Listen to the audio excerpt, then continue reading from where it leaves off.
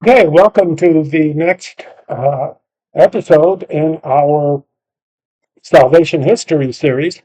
Last week we dealt with the church and the Roman Empire up to the fall of the empire. And today we're going to be dealing with Europe in the Middle Ages. And in that context, we'll be starting with conditions in the early Middle Ages. We'll also be talking about agriculture and technology because the changes in these made tremendous changes in medieval life. And we'll be dealing, of course, with the Crusades. We'll also be dealing with monasteries and cathedrals and how that changed life. And we'll be dealing with the perennial issue of church and state. And this was a tremendous argument back then, and it's still a tremendous argument today.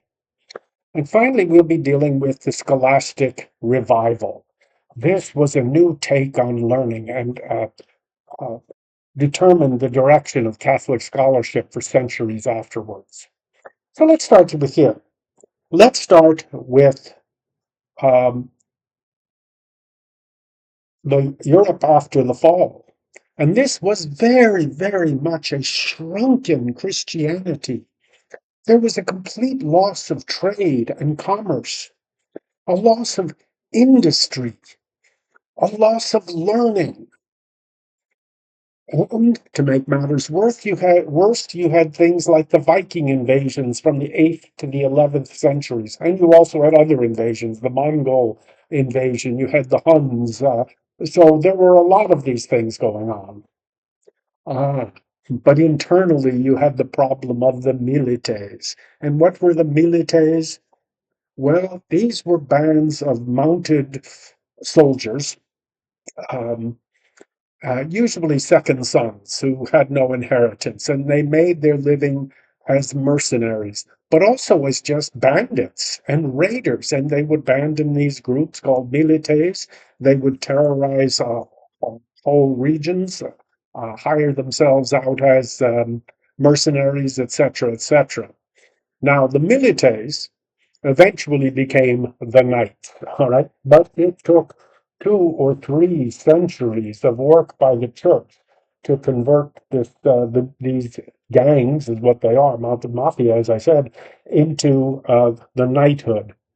Now, I don't want to cite a musical as a source, but some of you may be old enough to remember the musical Camelot, and in there there's a number called "Fie on Goodness," in which all the knights who had been the milites who had been brought together by King Arthur, and he's trying to bring them under control, and they sing "Fie on Goodness," you know.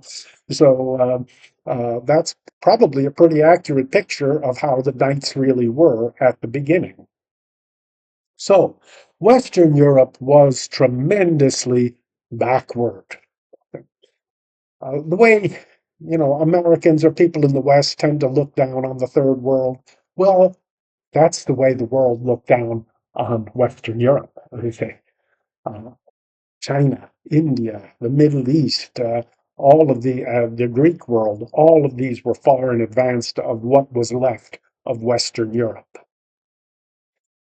And it was a class-based society. It was a very strict caste system. You've heard about the caste system in India. Well, that's what we had in Western Europe. So there were basically 4 castes. The aristocrats, who were the rulers and who owned all the land. There were the priests, popes, bishops, etc. There were the merchants, and there most of the people were serfs.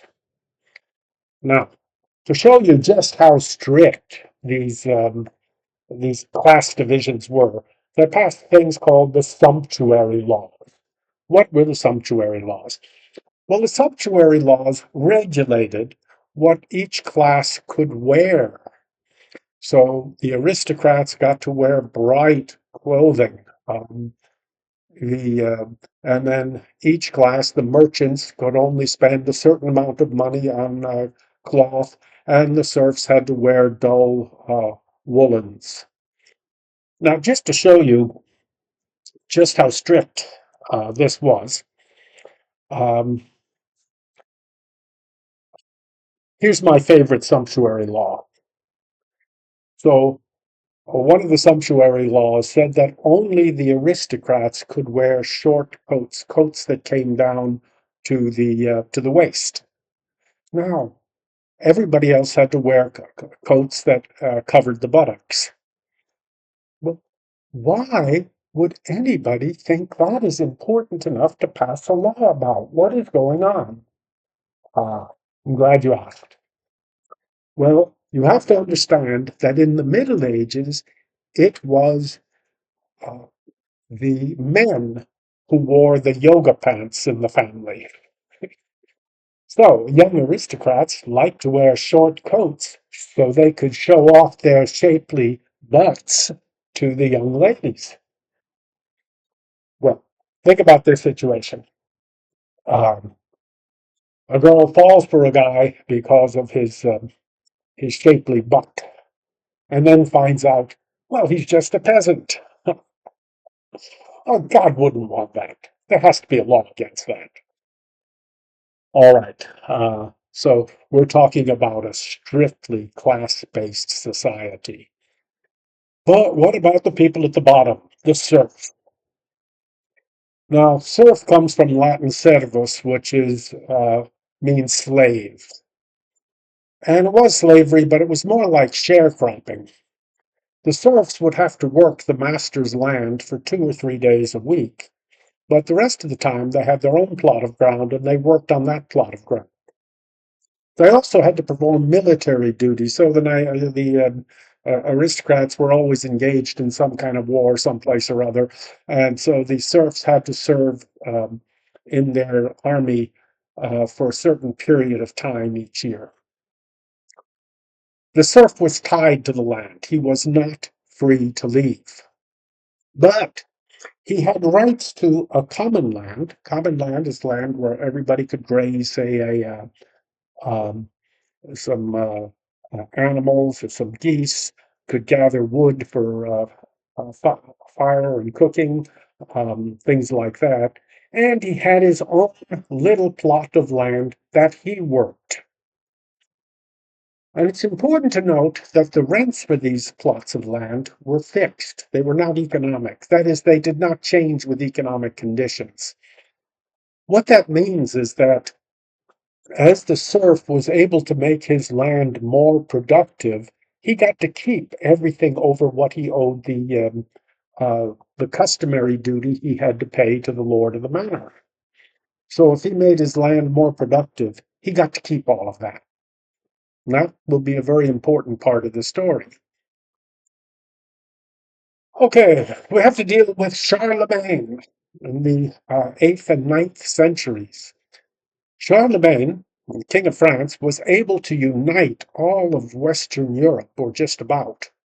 So here's the Frankish Empire in 814, uh, at the end of Charlemagne's reign. And notice how much of Christianity he had brought under his rule.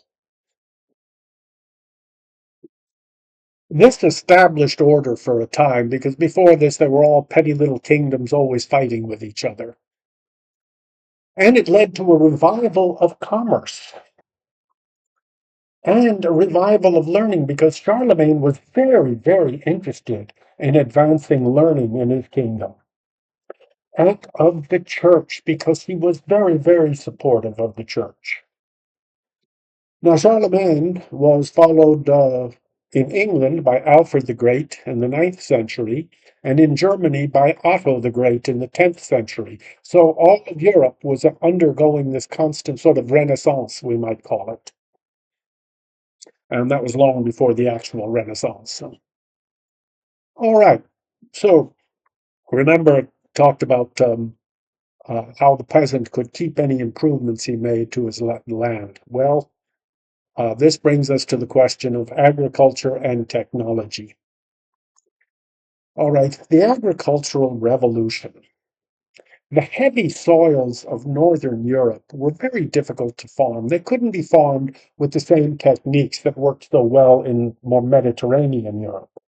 For one thing, the soils were too heavy to use the standard knife plows that were used in Southern Europe.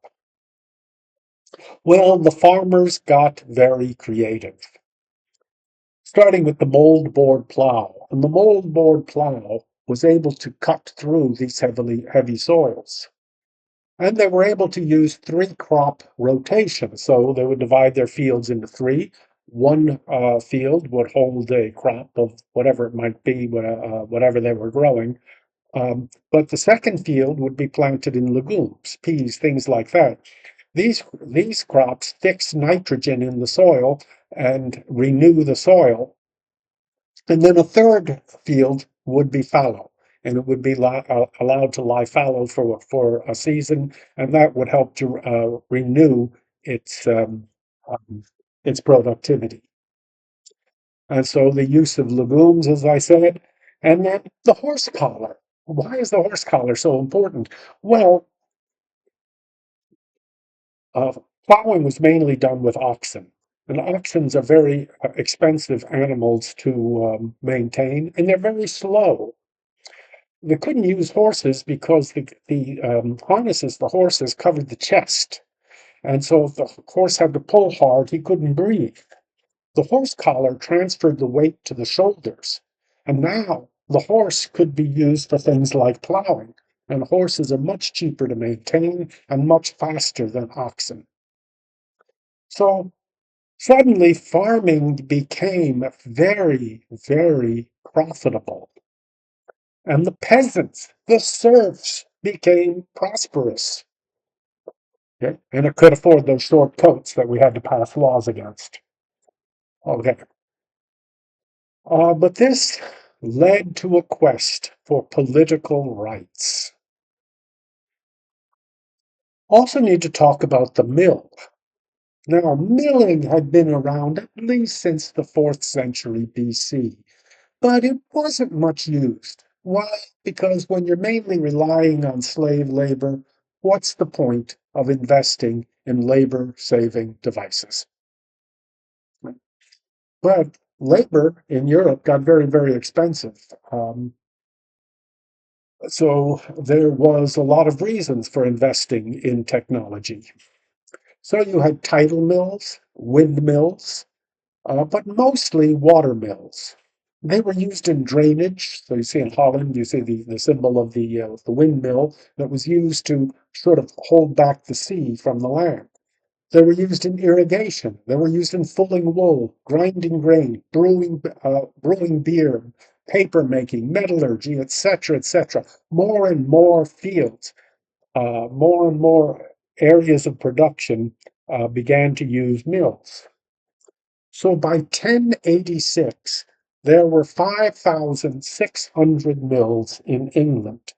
And we know this because we have a very careful account because William of Normandy, William the Conqueror, when he conquered England in 1066, um, by 1086, he ordered an inventory of everything in England. And it was called the Domesday Book. It was called that because it was used as the basis for taxation. So, um, and in this Doomsday Book, there are 5,600 mills, and this is only in his domains. It didn't include Wales and it didn't include Scotland. So these mills contributed to the rise of commerce and general prosperity. Okay, and we also have to mention the Crusades. The Crusades represented the Christian counterattack against the expansion of Islam.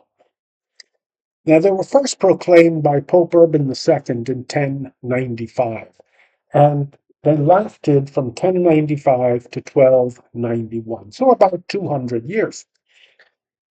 And they united Europe in a common cause. And this was very, very important. It it's not too much of an example to exaggeration to say that the Crusades created Europe, in the sense that before the Crusades, well, there were just a bunch of different countries and a bunch of different languages, etc., etc. Um, but the Crusades united them. And so now everybody was thinking the same thing and doing the same thing. Now, at first, these crusades were very, very successful. They were going to reconquer the Holy Land from the Muslims, and they did. So early on, these are the early Christian kingdoms established by the Crusades. And it just so happens that they hit the Middle East at a time when had already been weakened because of the conquest by the Turks. Now, the Crusades contributed very, very much to the growth of trade and banking. Why? You were moving large armies across Europe. They had to be fed. They had to be um, they had to be provided for, and this uh, required the movement of vast amounts of goods and vast amounts of money. However, the Crusaders failed to win over the people in their newly conquered lands. So their kingdoms were not stable. They treated them as conquered peoples rather than trying to convert them. However, the Crusades did contribute to the prestige of the papacy. But having failed to win over the people then had to choose between the Turks and the Christians. So no matter what you were over there, you still had some foreigner who was going to rule you. But at least the Turks were of the same religion. The Turks were Muslims.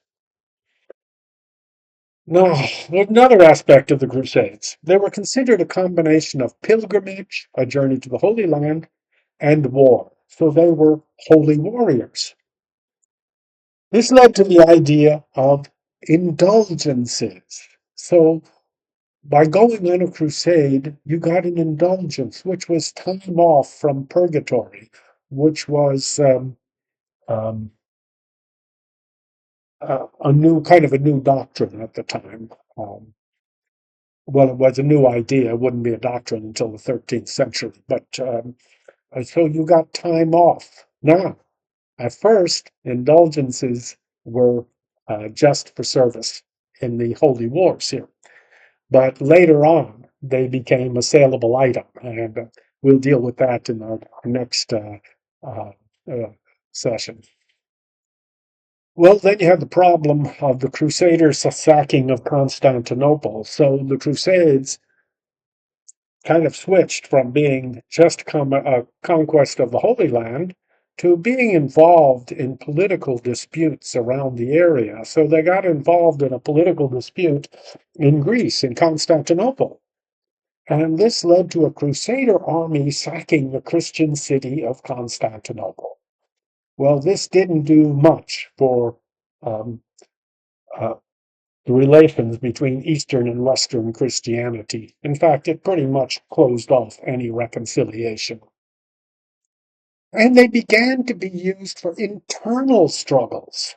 So they declared crusades against groups of heretics inside Europe, such as the Albigensian Crusade.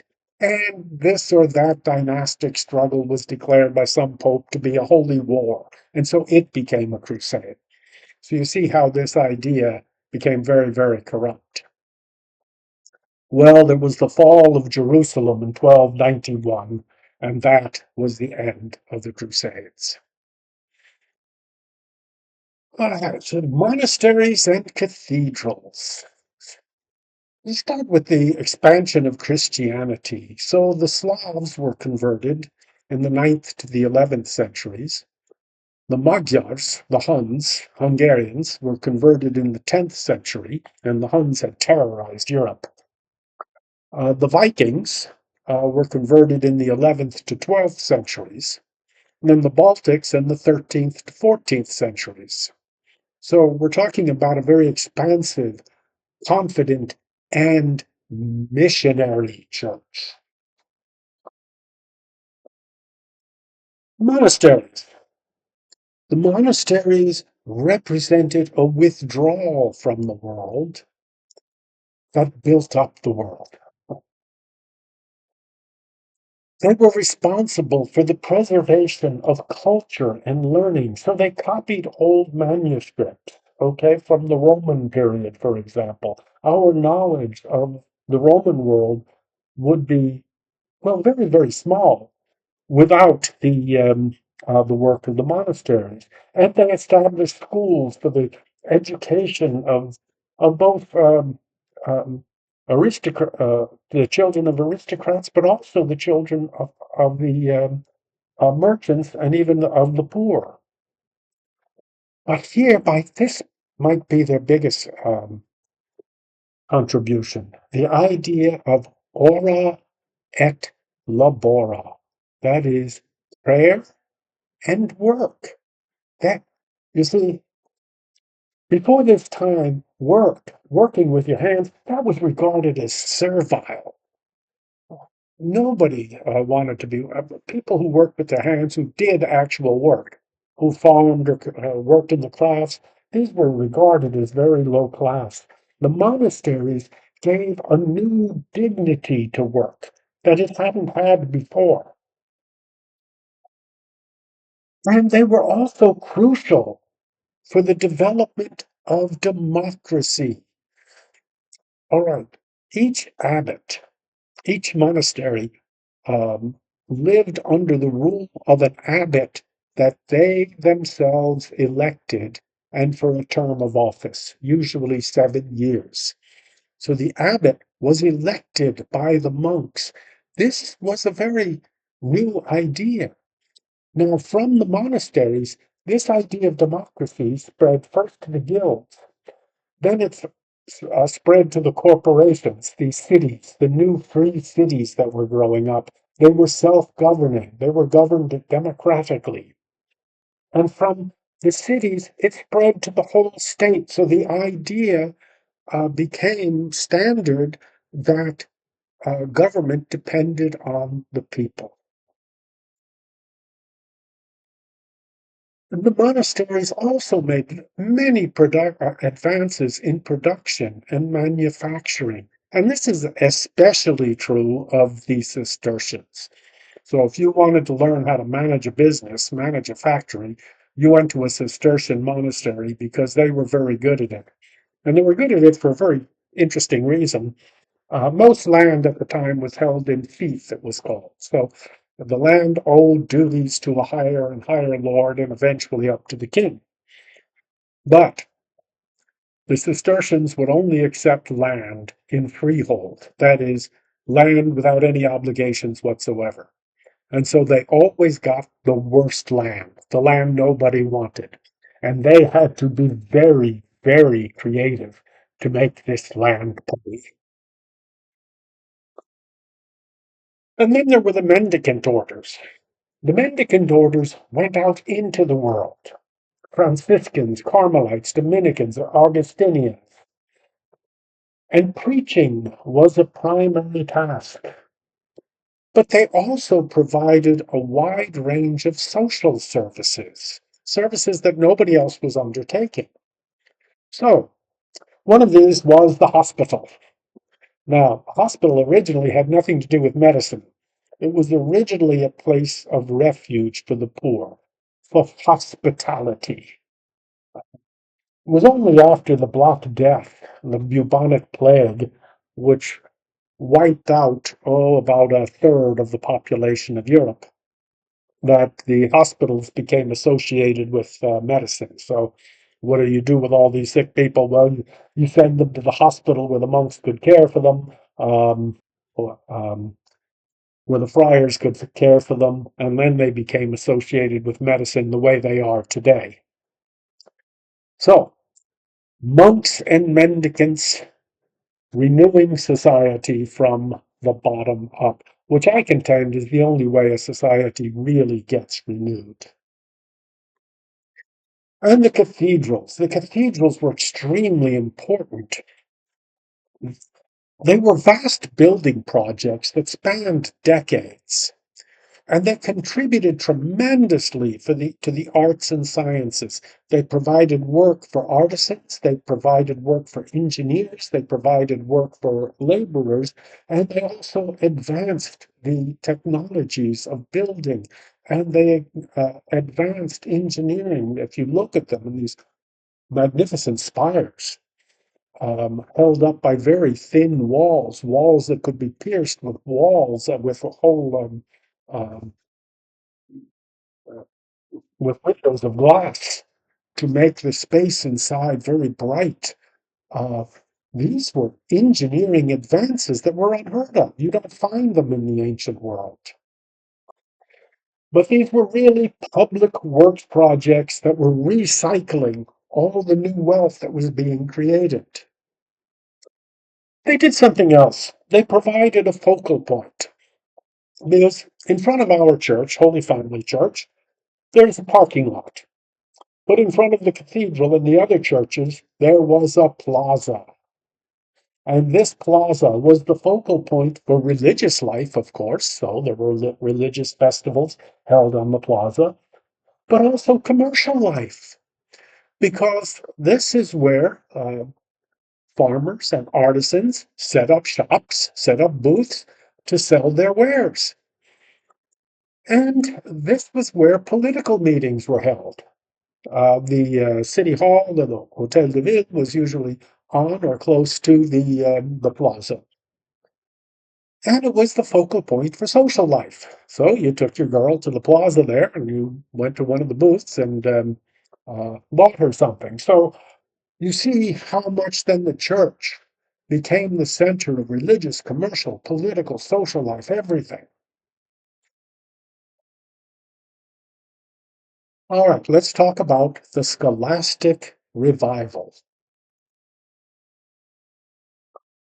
And this has to do with the rediscovery of Aristotle. Now, Aristotle is arguably the greatest philosopher of the pre Christian era, but his works had been lost to the West. Um, Plato was popular and the Platonists were popular, but Aristotle was he more or less disappeared from the Western canon. Um, But he was very, very popular with the Arabs, and Arab scholars studied and commented upon Aristotle. So, through contact with the Arabs, either by commerce or by war, um, Aristotle was rediscovered in Western Europe. Now, the scholastics used a technique called the dialectic, and this was a method of resolving disputes through careful logic. So you would have a pro and a con on any issue, and then you would analyze the various arguments and come to uh, what they considered to be a secure conclusion. The scholastics sought this reconciliation between faith and knowledge. So, that was the goal of St. Thomas Aquinas and the Summas. He wrote various summas. The Summa Theologica was supposed to be a summation of all theology in 5 volumes, no less. But it was a very, very rationalistic approach to theology. And it was regarded as dangerous. It was liberal. Um, and it was condemned by the Archbishop of Paris, who was also the rector of the University of Paris, the Sorbonne. Now, this condemnation by Tempier, Archbishop Tempier, was then quickly repeated at Oxford and at Cologne, which were the centers of learning in northern Europe. There were problems. Thomas Aquinas wanted to unite faith and reason, but he ended up divorcing them and making reason the superior of faith. So it said the same thing cannot be both seen and believed. So reason was placed above faith. Now, Thomas was well aware that there were many things that could not be resolved by reason, and you had to have faith in them. But even in that, the idea was that, well, one day we would just know and there would be no more need for faith. So instead of one of the three things that last, as St. Paul called them, faith, hope, and charity, faith now became just a temporary stopgap. And then one day we'd all have knowledge and we wouldn't need faith. I maintain that this was the true foundation of the Enlightenment, which was to occur several centuries later. But this whole idea of rationalism actually originates with the scholastics and especially with Thomas Aquinas. Okay, and then we have the battles of church and state. Um, I have to go back here to the 5th century to what's called the Galatian diarchy, although I think diarchy is the wrong term. Um, diarchy means two powers, and that's not what the Pope said at all. So at this time, the emperor had control of the church. Remember, it was the emperor who called the church into council, not the Pope. Uh, so Pope Gelasius in 494 issues a document called Duo Sunt. There are two great emperors that chiefly control the world. And the Pope said the prince had the power of the sword, but the church had the authority of truth. And so the prince must listen to the authority of truth on any matter touching the faith. In today's parlance, we would call this speaking truth to power. Well, it wasn't that simple. The kings claimed spiritual power. The kings claimed the right to control the church in their lands. And really, that had been the practice in most civilizations and most countries throughout the world. And there was always this battle between the temple and the palace. Okay. And he claimed the right to appoint bishops and abbots and even priests in his domain and to control the revenues. Let us never forget the revenues. In Rome, the papacy becomes more or less the slave of Roman aristocracy. So, for example, John the 12th died in 964. He ascended the papal throne at age 18. And he wasn't the only example of this. There were popes who turned the Vatican into a brothel. Um, there was one pope who sold the papacy to his successor. Well, like I say, this debate between the temple and the palace, it's a staple of history in every culture, and it continues today. The church, for her part, she claimed political power. So, Pope Boniface VIII in 1302 issues the papal bull Unum Sanctum, and he says there are two swords, power and authority. And he bases this on a reading of Luke 22:35 through 38. So this is at the Last Supper, and Christ tells his followers, before I told you you didn't need a sword, but now I tell you, whoever lacks a sword must sell his cloak and buy one.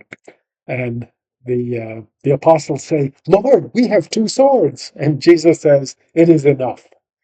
Well, Boniface interprets this to mean that there are two swords, power and authority, and they both are property of the church. So the church holds these two swords, and the church lends one to the prince, you see, but could take this sword back at any time. So the church becomes involved in dynastic wars and party disputes, and it gets involved in all sorts of things that really it had no business doing. Um, which, by the way, war, it turns out, is a very, very expensive endeavor. I'll give you my own opinion on this question. It's a current question. It's still being thought, but this is my opinion for what it's worth. You can interpret it any way you prefer. But I think the church should always be involved in politics. There are certain issues that requires the voice of the church, things like just wage, or racial justice, or abortion, or things like this. The church should be willing to preach on these issues, but the church should never be powerful. It should never hold the political power. Why? Uh, we must always speak truth to power. That is our job. But that's harder to do when you are the power. Right? When what you say might compromise your own interests. And it's harder for people to believe you that you're not speaking just to advance your own issues. The truth is that power corrupts. The libido dominandi, the lust for power. And it corrupts popes and bishops just as much as it corrupts princes and presidents. So, as I said, this is a current debate. Now, there are two big forces in America that holds to this two swords theory. One is Christian nationalism among Protestants. So, the church should rule the state. And in Catholicism, it's called integralism. And that's a big movement among Catholics. Okay. Well, what does this all mean in terms of salvation history? In this period, the church freed itself from the emperors, but it fell under the influence of kings. But nevertheless, from the bottom up, the church built a high civilization and a prosperous society with prosperity probably more widespread than it ever had been before. But its very success led to problems in the next age. And that's what we'll deal with next week. Okay, thank you very much. And I hope if you get a chance, you can join our discussions Tuesday night at Holy Family of Nazareth Catholic Parish. Thank you very much.